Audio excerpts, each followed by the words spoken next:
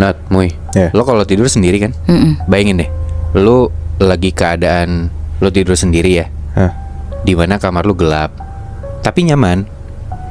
Dan lo yakin di tempat atau di kamar lo ini nyaman banget dan aman banget karena ya lo sendirian, pintu dikunci juga. Pokoknya lo yakin deh, lo nggak akan kenapa-napa. Iya. Tapi ternyata lo nggak tidur sendirian, Muy. Ada sosok yang tiba-tiba muncul di dalam kamar lo. Duh anjing, ngeri sih. Gue udah cerita nih ya. Kita sebut aja namanya Risma. Risma ini anak paling kecil, anak ketiga. Dia aslinya dari Jogja. Dia ngekos dong di Jakarta. Keluarganya dia di Jogja pun berada gitu loh. Jadi bukan yang orang susah gitu. Dan jadinya ngekosnya juga jadi kos yang bagus di Jakarta. Hidupnya lumayan enak lah. Nah, kejadiannya ini dimulai seminggu sebelum Risma ini ulang tahun. Nah, jadi di tahun ini, di tahun 2007, si Risma itu taruhlah ulang tahunnya di hari Rabu gitu ya. Nah, berarti seminggu sebelum hari Kamis kan? Nah, di hari Kamis, seminggu sebelum hari Rabu itu, dia tuh dapat telepon dari bokapnya dari Jogja, nanyain kabarnya si Risma ini. Emang sering sebenarnya si Risma ini ditelepon sama keluarganya, kayak hampir tiap hari gitu. Dan cuman biasanya nyokapnya yang nelpon, kadang kakaknya juga. Nah, jarang-jarang bokapnya tuh nelpon.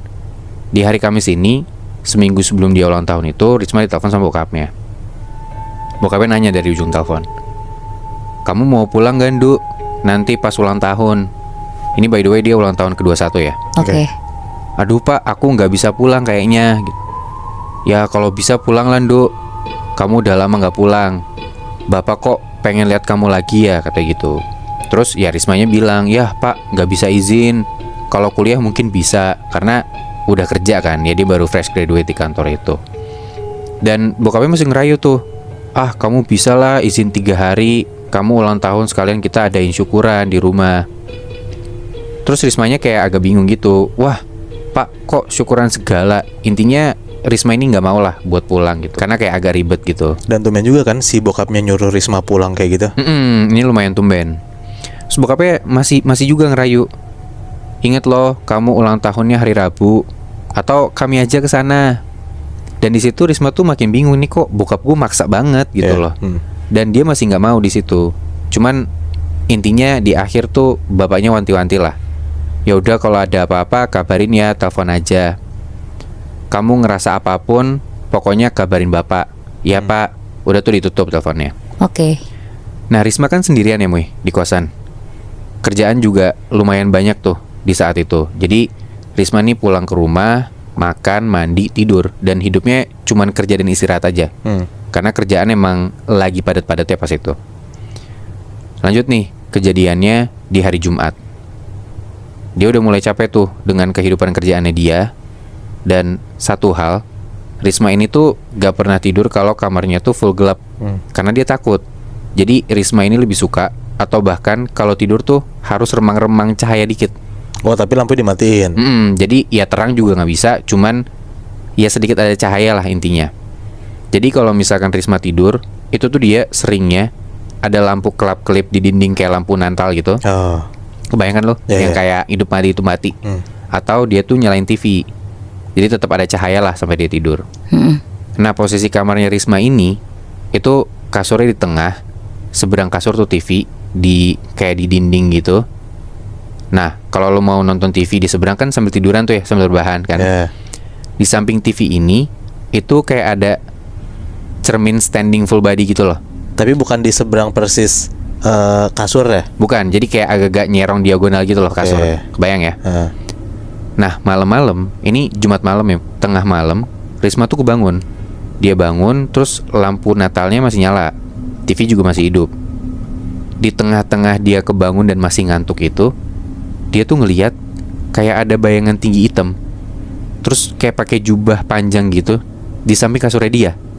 Nah dia ngeliat tuh lewat kaca. Jadi kayak lu sambil tidur, ya masih agak-agak kebangun ngantuk gitu, lu gak sadar apa yang lu lihat. Dari pantulan kaca, lu ngeliat dari kaca ya? Dari kaca itu kok di serong depan gua, di deket bagian kaki gua, itu kayak ada bayangan hitam. Nah dia tuh ngelihat bayangan ini, makhluknya tinggi banget. Jadi mukanya tuh gak kelihatan saking tingginya ya. Jadi yang dilihat dari kaca tuh kayak sampai leher doang. Ya. Mukanya nggak kelihatan sama sekali. Dan posisinya ya makhluk ini di serong depannya kasur itu, di deket bagian kakinya Risma. Makhluk ini ngadep kaca, jadi Risma dari bagian dia nggak lihat ke kaca tuh, nggak lihat mukanya dong, Oh, iya. dipunggungin gitu. Karena ngantuk juga, ya walaupun agak-agak takut, ya udahlah, dia biarin aja, dimatiin TV, dia tidur lagi. Dan untungnya bisa tidur lagi.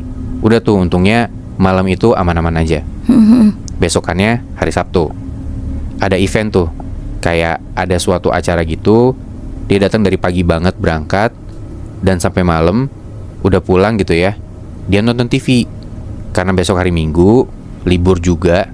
Jadi nonton aja lah sampai malam. Semua lampu dimatiin, cahaya dari TV doang. Tiba-tiba pas dia lagi nonton TV kayak gitu, di antara gelap gitu ya, cahaya cuma dari TV doang, tiba-tiba di tempat yang sama muncul lagi sosok yang dilihat kemarin malam. Bayangan hitam tinggi, kayak pakai jubah hitam, persis di tempat yang sama kayak yang kemarin malam. Dan dia ngeliat dari kaca. Dia ngeliat dari kaca.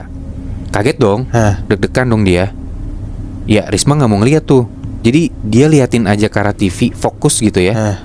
Cuman dari ekor matanya ini sosok masih ada gitu. Susah kan lo kalau misalkan lo notice nih ada sesuatu di ekor mata lo, Iya. lu susah buat nggak lihat kan? Iya, benar-benar. Kayak ada sisi lu takut, tapi di sisi lain lu juga kepo, ini apa anjir? Iya, benar-benar. Nah ada rasa mau curi-curi mau ngeliat ke sosok itu gitu.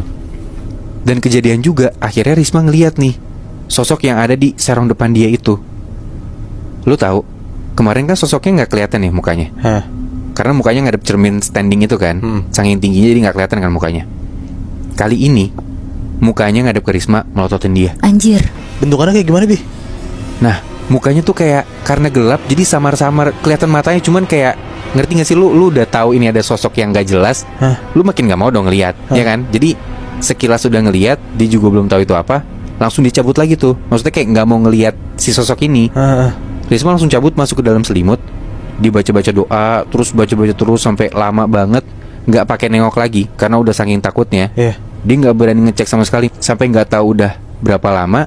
Untungnya Risma ini ketiduran. Nah besokannya Risma langsung lah kontak temennya dia yang anak rantau juga. Kita sebut aja namanya Elma ya. Biar Elma ini bisa tidur sama Risma gitulah berdua. Ya Elma mau-mau aja karena lumayan dong, anak rantau ada temennya juga kan, biar nggak sendirian. Iya. Tidurlah mereka berdua. Enjoy tuh hari itu di Minggu malam. Oh, berarti si Risma tuh nggak cerita ke Elma kalau dia ngeliat ada sesuatu malam. Enggak, dia cuman kayak tidur bareng aku yuk. Ya biar nggak sama-sama sendirian aja gitu. Iya. Udah tuh, masalahnya ya hari Senin sama-sama kerja dong. Iya. Nggak bisa nginep juga kan. Seninnya ini siang-siang lagi di kantor nih, Risma lagi kerja gitu kan, sibuk dengan kerjaannya dia. Tiba-tiba di siang itu nyokapnya Risma nelpon, terus bilang gini, "Duk, kamu nggak apa-apa nggak?" "Iya nggak apa-apa bu, kenapa?" "Nggak ada yang aneh-aneh kan?" "Enggak bu, nggak apa-apa, kenapa?" Terus dari seberang ibunya tuh bilang, "Ibu khawatir, mau nemenin kamu aja. Ibu ke Jakarta deh ya." Tiba-tiba tuh. Tiba-tiba. Terus Rismanya bilang ya nggak usah, maksudnya gue udah biasa hidup sendiri gitu. Nggak usah bu, kayak Risma risih gitu. Maksudnya nggak perlu lah mikirin gue gitu, gue udah aman aja sebenarnya. Yeah. Dan dia juga nggak mau bikin nyokapnya kenapa-napa atas apa yang dirasain kemarin. Masih ngerayu-rayu tuh nyokapnya kayak, ya udah intinya kalau misalkan anak gue nggak mau pulang, gue yang kesana deh, karena gue kangen banget nih sama anak gue. Ya udah akhirnya Risma bilang, ya udah bu, Jumat ini aku pulang deh. Karena si Risma ini mikir, ya udah Sabtu Minggu ini kayaknya nggak ada kegiatan apa-apa, gue libur. Jumat malam gue pulang deh ke Jogja. Biar cepet juga nih conversation sama ibunya kelar gitu. Udah tuh, Senin malam itu Risma tidur, dan tiba-tiba dia kebangun jam 1:30 pagi. Lagi-lagi dia ngeliat ada sosok yang sama di kamarnya. Bayangan tinggi, jubah hitam. Dan Risma ini samar-samar ngeliat dari bagian samping makhluk ini. Ternyata kali ini dia gak berdiri biasa doang. Jadi dari samping nih ya, Risma ngeliat dari samping. Di bagian samping makhluk ini kelihatan kayak makhluk ini tuh ngebentangin tangannya gitu ke samping. Dan lu tahu, itu ternyata sayap kelelawar. Berarti itu sosok kelelawar. Nah, matanya Risma tuh pas ngeliat itu mulai ke tengah kepalanya kan, ke tengah kepala makhluk ini. Dan dia lihat makhluk ini matanya merah, terus ada tanduknya Bangsat. ngeliatin Risma balik. Anjing serem banget kan. Dan kali ini langsung lah Risma beraniin diri buat hidupin lampu kamarnya dia. Pas lampu master yang lampu utama gitu, yang terang di tengah, dihidupin, terus sosok ini hilang gitu aja. Untung banget kan. Berarti nongolnya pas lagi gelap doang. Itu dia. Nah bingung tuh Risma, ini kamar dia kenapa ya? Terus apa gue kenapa ya? Apakah gue kecapean atau gue lagi halu apa gimana? Dia nggak tahu tuh. Tapi ya udahlah, karena ngantuk juga, dia baliklah tidur lagi. Selasa pagi dia bangun, cuma badannya si Risma tuh nggak enak banget, kayak nggak seger gitu loh. Kepalanya pusing dan sorry ya, di bagian paha dalamnya Risma ini kayak ada cakaran 3 jari gitu loh, panjang banget. Dan di tangannya Risma juga ada cakaran panjang di kanan sama di kiri. Anjir. Entah dia nggak sengaja garuk atau gimana, dia nggak ngerti lah. Tapi ya udah dong, hari itu dia tetap kerja tuh. Di hari Selasa itu dia pergi ke kantor. Siangnya lagi-lagi dia ditelepon sama bokapnya, ditanya, "Duh, gak apa-apa nggak?" Ya dia karena nggak mau bikin bokapnya khawatir, dia bilang nggak apa-apa dong. Karena dia juga masih dalam pikiran, gue nggak tahu nih mau cerita ke siapa. Gue nggak tahu bokap gue ngerti apa enggak, ngejelasinnya pun bingung. Gue juga gak ngerti hal-hal mistis, apakah gue halu, dia juga masih bingung kan. Pokoknya Risma jawab sekenanya aja lah, karena dia sibuk banget di hari itu juga. Sampai malam harinya dia pulang ke kosannya, udah capek banget, tidurlah dia. Seperti biasa, dia tidur dengan keadaan remang-remang. Dan ini posisinya, kali ini Risma tuh tidurnya nyamping gitu loh, sambil meluk guling.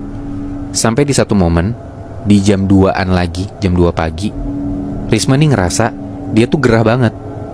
Padahal AC tuh nyala. Dan Risma tuh ngerasa kalau badannya rada gatel-gatel gitu loh. Pas Risma mau bangun dari posisi tidurnya dia yang nyamping itu, dia ngerasa kok badannya kayak diselimutin, tapi bukan pakai bed cover. Ini kayak yang nyelimutin dia tuh kayak bulu-bulu gitu loh. Terus dia gak bisa bangun karena dia ngerasa yang nyelimutin dia tuh makin kenceng. Oh, jadi kayak ketahan gitu dia. Ini kan posisinya dia tidur nyamping sambil meluk guling gitu ya. Ternyata dari belakang dia, dari punggungnya, itu ada yang meluk. Anjir. Terus Risma denger di kupingnya, dia dibisikin gitu, "Kamu sudah jadi milikku." Anjing serem banget ya. Anjing. Risma deg-degan banget tuh ngedenger kayak gitu. Dia merem aja, dibaca-baca doa, zikir, sampai akhirnya Risma bisa gerak. Dia ngerasa udah gak dipeluk lagi. Dan dari posisi merem itu, pas Risma mau buka mata, ternyata di atas dia, di langit-langit kamarnya gitu ya, makhluk ini ada di situ, nempel di plafon. Anjing. Ngeliatin Risma. Dan sayapnya lebar banget kayak kelelawar. Berarti depan-depanan gitu dong? Depan-depanan. Anjing. Risma gak bisa gerak banget di situ. Dibaca-baca doa lagi. Itu Risma kayak dipaksa buat ngeliat makhluk itu, kayak gak bisa merem sama sekali. Dan di tengah-tengah dia lagi zikir tanpa berhenti itu, dia ngedenger kamar kosannya itu diketok. Entah gimana, untungnya tapi ya, Risma bisa berdiri. Dia langsung tuh hidupin lampu kamar, dia buka pintu kosannya. Ternyata itu ibunya yang depan pintu. Tiba-tiba datang. Dia langsung peluk ibunya, lemes banget lah dia, nangis-nangis. Dan itu udah waktu subuh. Nyokap dan bokapnya ternyata datang. Di hari itu Rabu pagi kan berarti. Itu hari ulang tahunnya si Risma. Dan dia sakit tuh di hari itu. Gak masuk kantor, dia lemes banget. Dia ngerasa badannya gak enak banget. Kepalanya juga masih trauma sama apa yang dia udah lihat sebelum-sebelumnya gitu kan. Ditemenin lah sama bokap nyokapnya di hari itu. Akhirnya siangnya Risma ini dimandiin kembang sama bokap nyokapnya. Abis itu udah selesai mandi kembang, dia dibawalah ke teman bokapnya ini di Jakarta juga. Ini kenalan bokapnya yang emang orang pinter. Udah datang ke rumah teman bokapnya ini, didoain segala macam, barulah dikasih tahu. Ternyata Risma ini lahirnya di Rabu Wekasan. Jadi Rabu Wekasan tuh Rabu terakhir di bulan Safar, yang katanya itu tuh hari yang cukup sial gitu mitosnya. Dan setiap 7 atau beberapa tahun sekali, kalau gak salah 7 tahun ya, orang yang lahir di Rabu Wekasan ini bakal ulang tahun lagi di hari Rabu juga, dan bakal kena sial. Nah, sialnya si Risma ini, dia itu udah diincar sama penunggu kosannya dia, yang mana siluman kelelawar.